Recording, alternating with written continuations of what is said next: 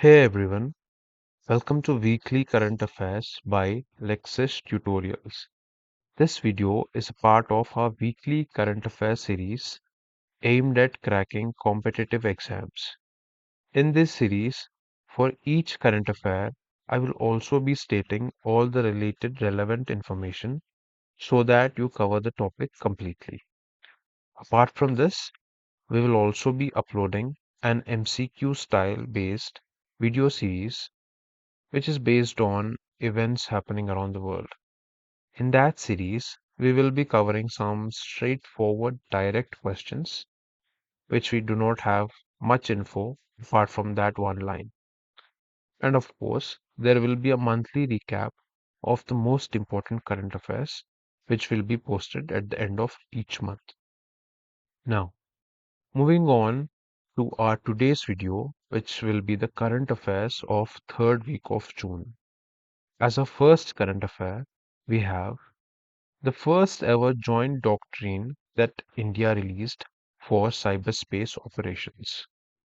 India's Chief of Defense Staff, which is General Anil Chauhan, has unveiled this joint doctrine. When was it released? It was released during a meeting of the Chiefs of Staff Committee. Now, let me give a brief explanation of what this means. In traditional war, where we have territorial limits like boundary lines which divide two countries. For example, the Radcliffe line between India and Pakistan, or the McMahon line between India and China. But in cyberspace, we do not have such limits. It is considered a global common. So, therefore, it's important to understand this and then be prepared better so that we are fully equipped to tackle issues like cyber warfare. The publication, which is the doctrine, it guides the commanders of armed forces in conducting these cyberspace operations, especially within today's complex military environment. Now, let me tell a few facts about the Chief of Defense Staff. Whenever we read a current affair, it is important to learn everything related to it. For example, in the recently conducted UPSC prelims examination, there was a question which was asking about the powers and the duties of Chief of Defense Staff. So, about Chief of Defense Staff or CDS as its short form, the rank is a four-star general. As for the term length, the tenure, there is no fixed term, but the maximum age is 65 years. This is a relatively new post. This post only began in 2019, and General Bipin Rawat was the first CDS of India.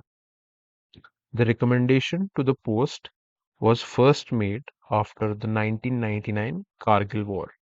Now, the positions held by Chief of Defense Staff.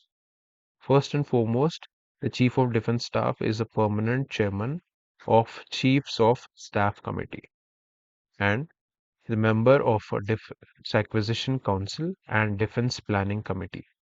CDS also acts as principal military advisor to Ministry of Defense on all tri-service matters of military and also a military advisor to the Nuclear Command Authority. However, it is important to note that the Chief of Defense Staff does not exercise any military command, including over the three service chiefs. Now, that was the first current affair. Moving to the second one, we have Kollam Port in Kerala is now designated as an authorized immigration checkpost. This designation has been given by the Union government and it has been announced by the Union Ministry of Home Affairs. What does this mean? This means that this designation of an authorized immigration checkpost it allows for entry and exit from India to all classes of passengers provided that they have valid travel documents. So any passenger who's belonging to any class of travel, if they have valid travel documents, then they can enter and exit the country. Now, a little extra information on these immigration checkposts. there are a total of 31 authorized seaport checkposts in India. Out of these 31, 10 are under direct control of the Ministry of Home Affairs, the ministry which has announced this, and the rest of them are managed by state police agencies. So, Kollam Port in Kerala is the latest authorized immigration checkpost, which is a seaport. Up next, we have Thailand has become the first country in Southeast Asia to legalize same sex marriage. This happened on June 18th. Now, it is the first Southeast Asian country to do, but it's not the first Asian country. So don't get confused between this. Overall, it is the third Asian country after Taiwan and Nepal, but it is the first Southeast Asian country. Now, some facts about Thailand. The capital is, most of you might already know it, it's Bangkok, and the currency is Thai baht. Now, joint military and naval exercises are frequently asked in competitive examinations. So, the joint military exercise between India and Thailand is called as Maitri. It was last conducted in 2019. And the joint naval exercise is called as Ex Ayuthaya. This was held in December 2023, and this was the first time it was held. Now, an important fact about this name is that the name Ex Ayuthaya is the combination of two historically significant cities in both of the countries, Ayodhya, which is in Uttar Pradesh in India, and Ayutthaya in Thailand. Moving on to the next current affair, Grandmaster E. Arjun wins the Stepan Avagyan Memorial 2024. This tournament it took place in Yermouk, Armenia, and it featured a 10-player field. Arjun is currently India's highest ranked chess player, and overall in the world rankings, he's placed in the fourth position. He is from Warangal, Telangana, and Arjun secured victory with a round to spare. So, now moving on to the next current affair, Anurag Batra has been elected to International Academy of Television Arts and Sciences. Anurag Batra, he is the founder of Exchange for Media and chairman of BW Business World. So, founder of Exchange for Media and chairman of BW Business World. This academy it consists of 900 members, over 900 members from approximately 60 countries, and they include prominent figures from television and media industries worldwide. So it is a reputable position. It is something of a privilege that Anurag Batra has been elected to this international academy. A little fact is that this is the academy that holds the annual Emmy Awards. Now, moving on to the next current affair, the country's vice president, India's vice president, Jagdeep Dhankar, has inaugurated Prerna Sthal on the Parliament House premises. This area has statues of 15 freedom fighters and notable icons of Indian history. These statues were relocated from different parts of the compound in the Parliament. Now, next up, we look at the implementation of the Anti-Cheating Act on June 21st. The central government of India has notified the Public Examinations, its Prevention of Unfair Means Act 2024. The penalties are up to 5 years of imprisonment, meaning jail time, and a fine of up to 1 crore rupees for organized cheating in government recruitment exams.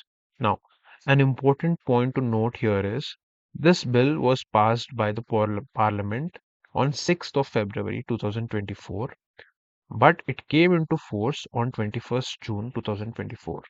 So, bill passing date 6th February 2024 came into force on 21st June 2024. Next current affair, Bihar Deputy Chief Minister Samrat Chaudhary has been appointed as the convener of the group of ministers on GST rate rationalization. So the new convener of GST rationalization, if this gets asked in the exam, the answer is Bihar's Deputy Chief Minister, Samrat Chaudhary. He will lead discussions and efforts aimed at rationalizing GST rates across various sectors in the country.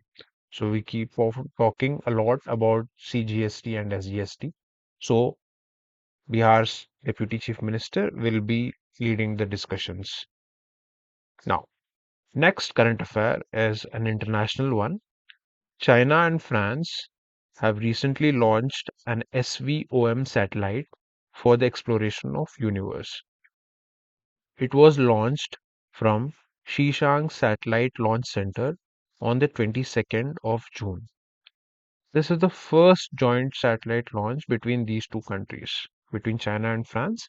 This is the first joint satellite launch. Now, what does SVOM satellite stand for? SVOM stands for Space Variable Objects Monitor. And this Space Variable Objects Monitor satellite will be used to study gamma ray bursts, which are some of the most powerful explosions in the entire universe. So the satellite carries four instruments. Two instruments are from France and two instruments are from China. These instruments are specifically designed to detect and analyze gamma ray bursts. So this will help us in understanding, this will help mankind in understanding the universe a bit more better, because some powerful explosions which are occurring light years, billions of light years away in the universe can be studied and analyzed using this satellite. Now, up next we have FTITTP, meaning Fast Track Immigration Trusted Traveler Program. I'll just repeat it. Fast Track Immigration Trusted Traveler Program. This was inaugurated at Indira Gandhi International Airport at New Delhi by Home Minister Amit Shah.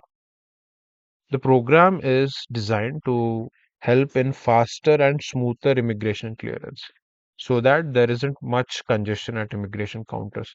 It often happens that there are long queues for immigration counters, there's a long waiting period. So the Indian government has designed this program to facilitate somewhat fast and smooth immigration clearance. This program is planned for 21 major airports. And as part of phase one, it's launched at 7 airports. So Delhi, it was inaugurated by Home Minister Amit Shah. Simultaneously, it's also launched in Mumbai, Chennai, Kolkata, Bengaluru, Hyderabad, Kochi, and Ahmedabad. So the seven cities are Mumbai, Chennai, Kolkata, Bengaluru, Hyderabad, Kochi, and Ahmedabad. Now, moving on to the next current affair. Kerala is pioneering the installation of India's first ever artificial intelligence based smart fence. So we have fencing around agricultural crops, mostly we use these days. So the Kerala state is pioneering the installation of India's first ever artificial intelligence based smart fence, which is known as LA fence or ELE fence.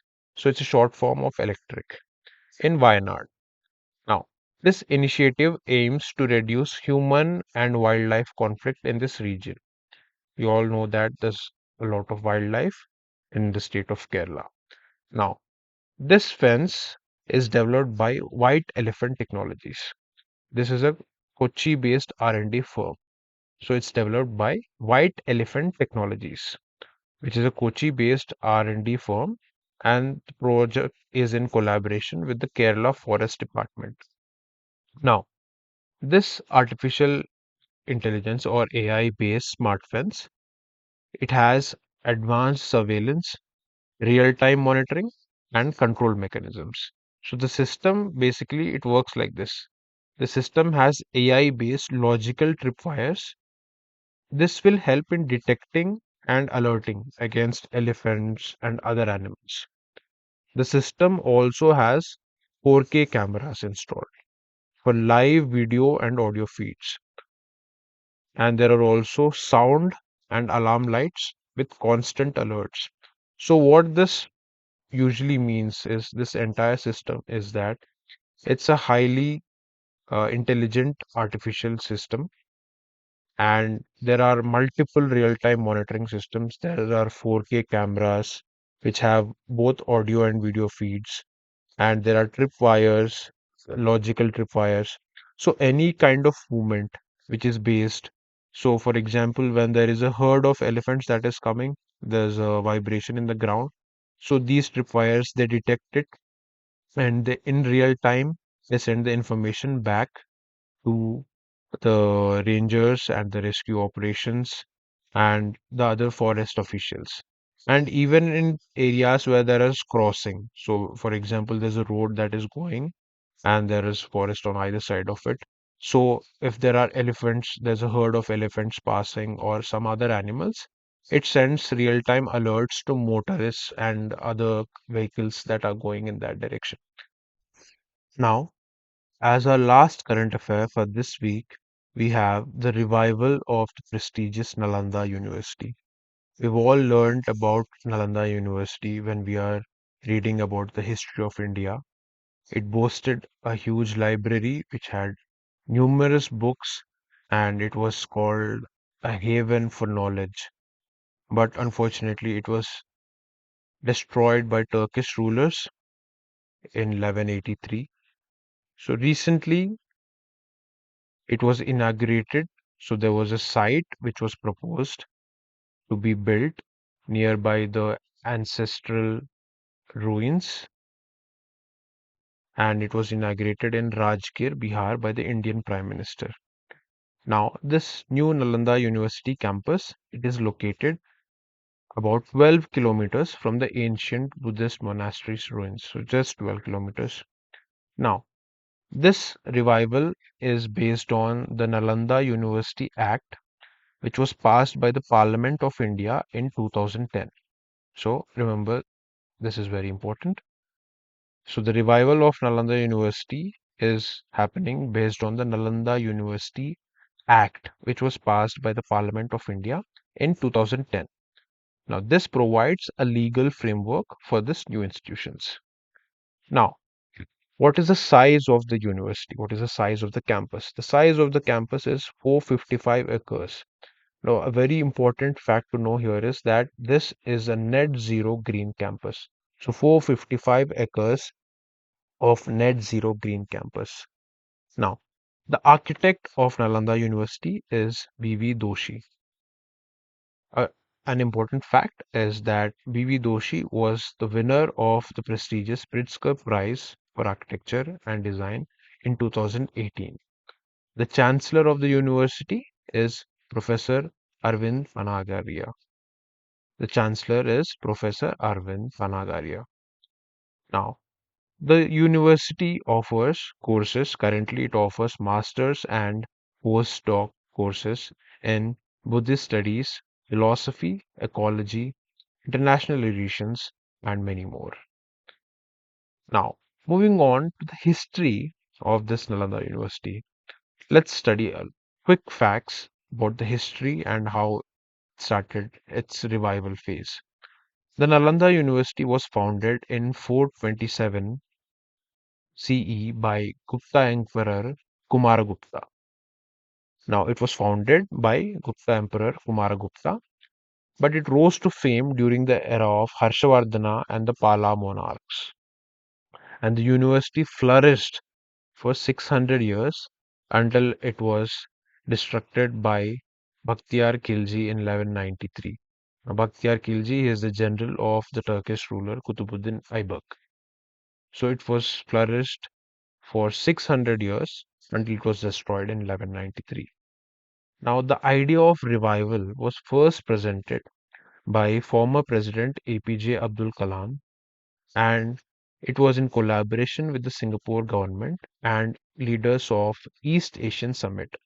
East Asian Summit is a collaboration, which is very short form is EAS, and it was first presented by former President APJ Abdul Kalam. Now, the 2010 Act, which was passed by the Indian Parliament, as I just said, it was inspired by decisions which were arrived at the second East Asian Summit, which was held in Philippines in 2007, and the fourth East Asian Summit, which was held in Thailand in 2009. So the establishment of Nalanda University and the act related to it was inspired by decisions which were arrived at second and fourth East Asian summits. Now, an important question that can be asked, an important fact to know here is the ruins of Nalanda University was declared as a UN heritage site in 2016. When? In 2016. In 2016, the UN heritage site status was given to the ruins of Nalanda University. Now, let's look at some features of the new Nalanda University campus.